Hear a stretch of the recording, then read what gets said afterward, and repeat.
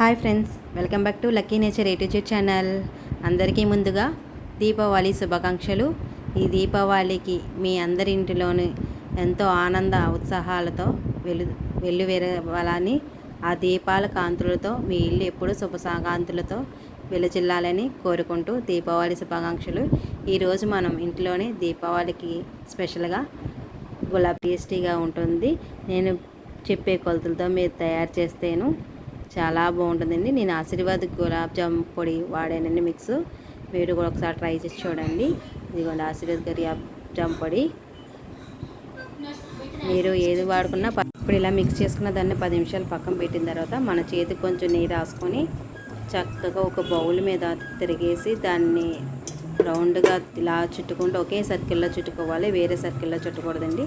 Balls కొంచెం బీటలు వచ్చి గులాబ్ జామ్ విడిపోయే ప్రమాదం ఉంది కాబట్టి ఒకే సర్కిల్లో ఇలా రుద్దుకుంటూ ఉంటే, లైట్గా గట్టిగా అంచకూడదు, లైట్గా పైన అలా రుద్దుతూ ఉంటే చక్కగా బాల్స్ చక్కగా గీతలు లేకుండా బీటలు రాకుండా రౌండ్ షేప్లో వస్తూ ఉంటాయి. ఇలా చేసుకున్న దాన్ని అన్నిటిని పక్కన పెట్టుకోవాలి. ఇలాగే ప్రతి ఒక్కటి కూడా చేసుకొని నెమ్మదిగా గట్టిగా అంచుకొని చేసుకుంటూ ఉంటే ప్రతి ఒక్క బాల్ కూడా చక్కగా బాగా వస్తాయి, మనం చెప్పినట్టు వింటాయండి. చూడండి బాల్స్ చక్కగా గీటలు లేకుండా ఎలా ఉన్నాయో. ఇవన్నీ మనం ఇప్పుడు కడాయి తీసుకొని అందులో కొంచెం ఆయిల్ కానీ నెయ్యి కానీ వేసుకొని వేడి చేసుకోవాలి. ఈ లోపల మనం పంచదార పాకానికి పెట్టుకోవాలండి. మనం ఎంతైతే తీసుకుంటున్నాం పిండి, అర కేజీ పంచదార వేసుకోవాలండి. 1/2 లీటరు నీళ్ళు కూడా పోసుకోవాలి. నేను 1 కేజీ పంచదారకి 1/2 లీటర్ నీళ్ళు పోసుకొని హీట్ చేసుకున్నాను. జస్ట్ హీట్ చేసుకుంటే సరిపోతుంది, పంచదార కరిగేంత వరకు. ఎక్కువ కరిగినంత తర్వాత వరకు ఉంచాలండి, పాకం పట్టే వరకు ఉంచకూడదు.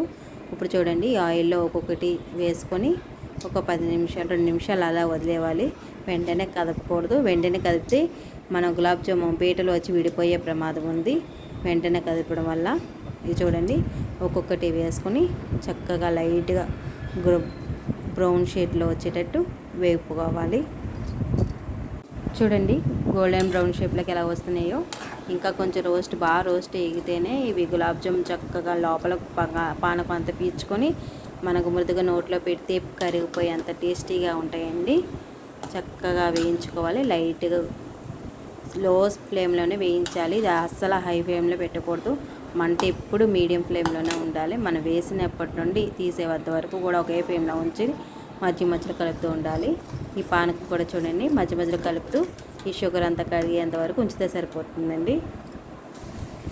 అంతేనండి. చూడండి ఇవన్నీ వేయించిన తర్వాత గులాబ్ జామ్ పాకంలో వేసిన తర్వాత ఎంత చిన్నగా ఉన్నా సరే పెద్దవి పొంగి చాలా బాగుంటుంది.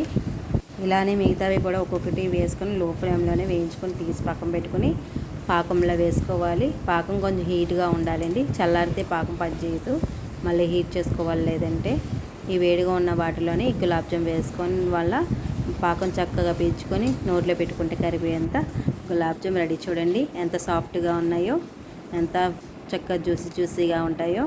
మీరు ఒక్కసారి ట్రై చేసి ఇంటిలో మీ అందరూ దీపావళి స్పెషల్గా దీపావళి సెలబ్రేషన్ చేసుకోండి ఈ గులాబ్ జామ్తో ఎంతో టేస్టీగా.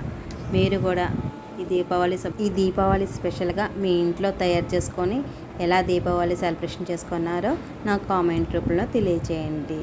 చూడండి ఫ్రెండ్స్ ఎంత టేస్టీగా ఉంటాయో. ఒక్కసారి మీ పిల్లలు కానీ మీ పెద్దలు కానీ ఇంట్లో పెద్దవాళ్ళు కానీ ఒక్కసారి తిని చూస్తారంటే ఎంతో టేస్టీ అయినా. చూడండి టేస్టీ అయిన గులాబ్ జామ్ రెడీ. ఇవి ఎంత టేస్టీగా ఉంటాయో మీరు కూడా కామెంట్ రూపంలో తెలియచేయండి. ఈ వీడియో మీకు నచ్చినట్లయితే లైక్ చేయండి, షేర్ చేయండి, సబ్స్క్రైబ్ చేయండి. తప్పకుండా సబ్స్క్రైబ్ చేసుకోండి ఫ్రెండ్స్. Bye, happy Diwali. అందరికీ ఆ దీపావళి ఆశీస్సులు అందరికీ ఉండాలని కలిగజేసుకుంటూ హ్యాపీ దివాళీ. Bye friends.